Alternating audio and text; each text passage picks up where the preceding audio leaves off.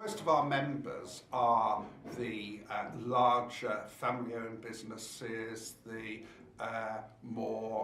some of the smaller and medium-sized listed companies, rather than the global enterprises that are sort of household names.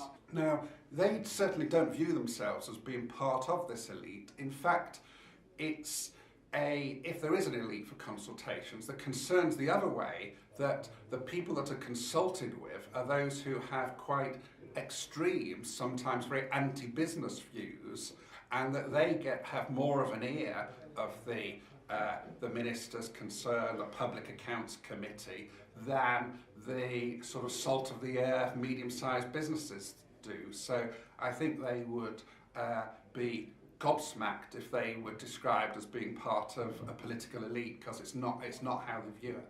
I think it's very important that businesses can take account of the impact of taxation on their operating structures, just on the same way that they would take account of other expenses, rental income, employment costs. I think there's nothing wrong in a company looking at the tax position, that if they made different choices about where to locate. And certainly our members in the Institute of Directors are very opposed to the totally artificial tax scam, I'll call it, which has no economic justification whatsoever.